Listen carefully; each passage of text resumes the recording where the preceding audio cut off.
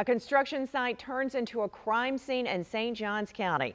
Thank you for joining us. I'm Jessica Clark. One man died, two were injured in a deadly shooting. This was breaking news at the top of yesterday's show.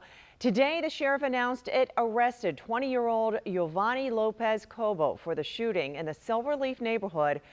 It happened after an argument. Zach Wilcox joins us from there with a story.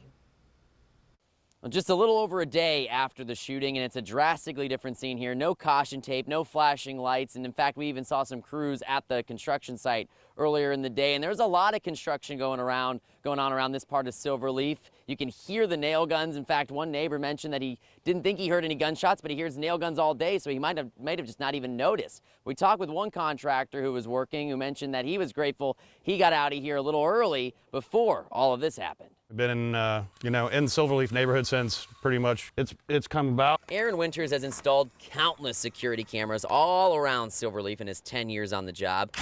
But he says he's never seen a shooting right near one of his job sites. That changed Wednesday as a shooting just up the road from the home he's working on ended with one man dead and two others injured. I've seen arguments on job sites and stuff, but I've never even seen anybody come to blows or, having a fight or anything.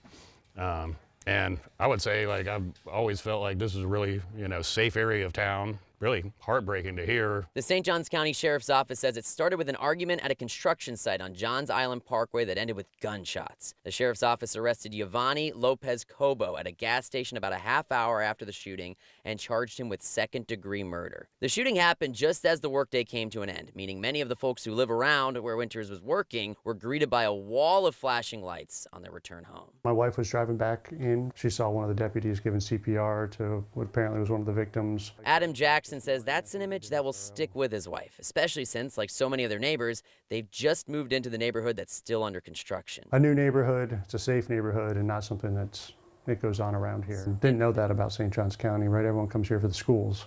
You don't think the safety part of it. And I thought that, that's crazy, one, that hasn't happened. And two, being so close, I think that the likelihood of it occurring again are probably low. We did get an update from the St. Johns County Sheriff's Office that the two people who were injured in the shooting are expected to make a recovery. In Silverleaf, Zach Wilcox, First Coast News, on your side. All right, Zach, thank you.